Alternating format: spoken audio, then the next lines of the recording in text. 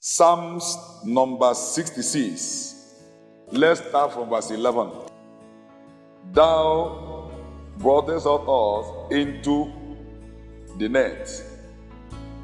Thou layest affliction upon our loins. Thou hast caused men to ride over our heads.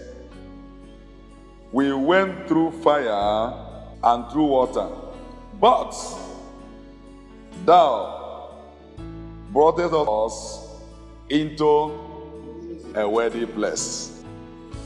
Thou hast caused men to ride over us. You made us to walk through waters. Look at where we had a problem. When we are going through some troubles of life, we will refuse to accept that the hand of God is still upon us at that time. This is what we read here. Thou hast caused men to ride over us. They are not riding over you because they are powerful. God is training you over something. God caused them to ride over you. But where we have problem is not in accepting let them ride over us. We have accepted. In fact, once God is helping them, you can't do anything about it. But are you really accepting what I'm saying now? That even when men are riding over you, that the hand of God is watching over you. You need to accept that.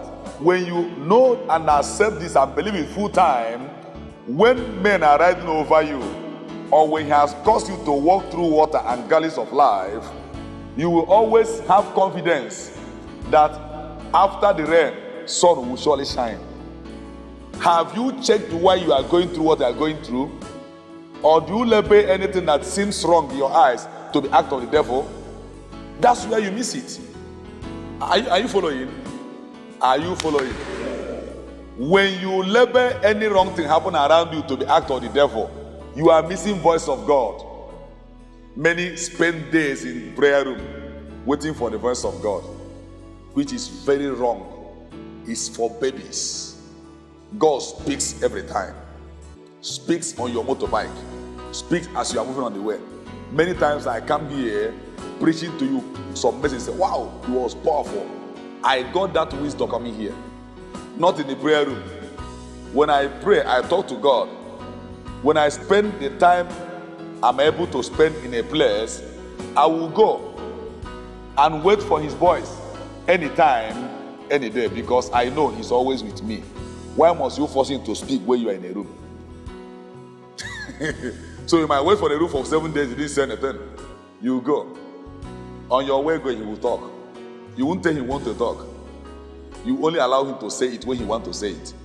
But remember, whatever God will say concerning you must make you have peace. So no matter the trouble you are going through, when God speaks, peace will reign in your life. I see peace coming your way. I see peace coming your way. I see the peace of God coming your way. I see the peace of God coming your way. In the name of Jesus. So this hour or in this season, I would like you to know that even when God is causing you to go through waters of life, He's always with you. Don't let anybody deceive you that God is not there. He's there. When Jonah was rushing to Nineveh, or rushing to Tarshish, and the storm came into the boat or ship and started shaking the ship vehemently, where was God of Jonah? Where was God? God was with Jonah there, watching him. If God was far or eating at home, when they threw Jonah into water, before God will reach there, before God will carry motorbike reach, make traffic there for road, before he reach, they don't chop Jonah. Crocodile don't chop Jonah. But because God was there, when they throw Jonah into the water, God put hand and carry Jonah, cover him like this, and put him inside a fish. I don't know the kind of fish. That fish, because hand of God was covering Jonah, the fish could not digest Jonah. So even if you know what you are going through now, it won't kill you because there's a hand. There's a hand. That is when you have this understanding you will know what they used to go to Nidelton and say, they do juju, they call it agwanatumbe. And they will give you tortoise to put on your neck. But they have to make you believe something so strong before they give you that tortoise.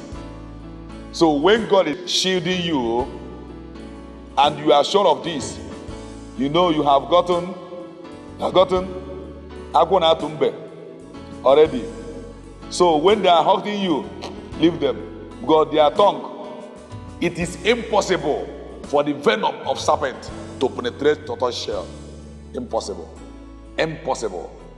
So not being aware of the presence of God around you, or that God is taking you through some training, will make you think that what you are going through is from the devil. Am I okay now? Sometimes God causes some things to happen for you to shine your eye. He will make something to happen for you to know that you are not superhuman, that you are limited. He will make things you have calculated very well to disappoint you, so that you know that it's not by power nor by might. If not, when you read in the Bible, say it's not by power, by my spirit, you go home. Until what you have at hand, you thought you have calculated very well, and tie it rope. On your way to bank, the things disappoint. You say, which kind thing be this? Even this one, when I was sure of, you weren't sure of it, because the hand of God is not yet there. God wants to train you and teach you something. That's why it happened. You didn't know how to check whether God is with you.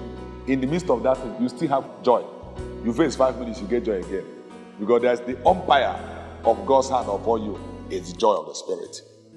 Others have challenge that is 1/10 of what you have now. They refuse to go to church again. But you keep going. Because the hand of God will always take you to the place where you will get peace. Many heard the message you are hearing now. They dump it and go to street.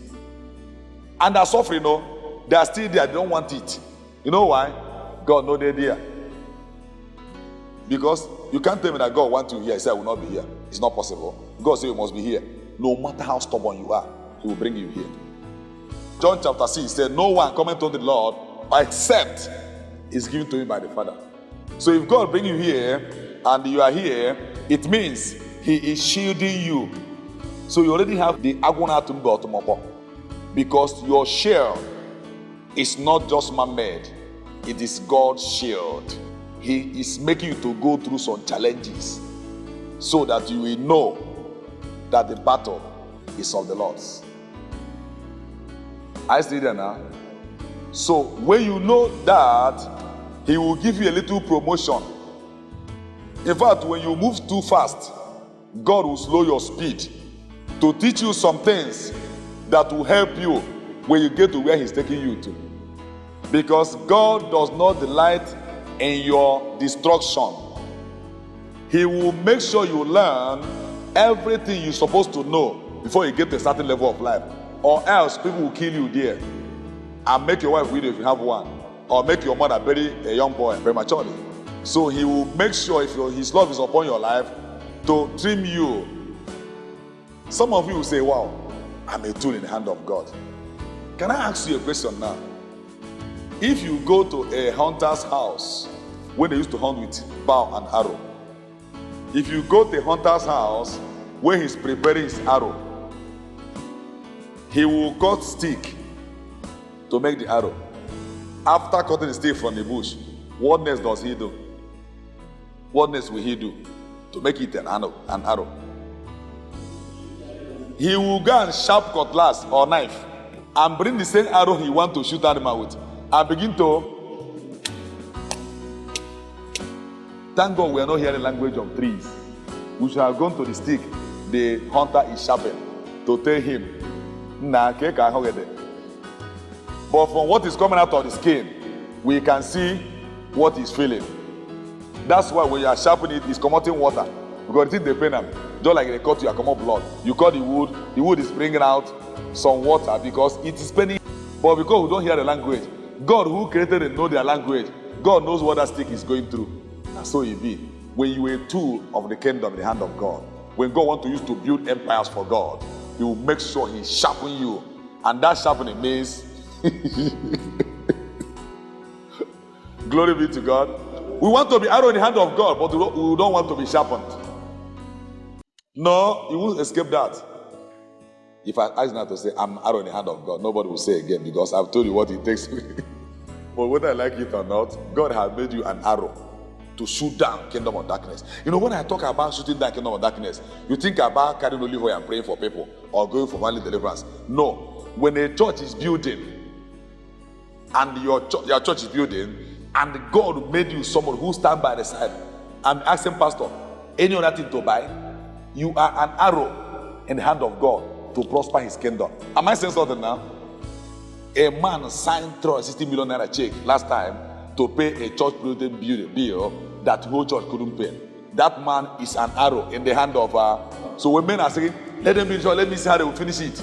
They don't know that God has prepared an arrow and keep somewhere. Okay, may God make you arrow in hand of God. Amen. They must sharpen you.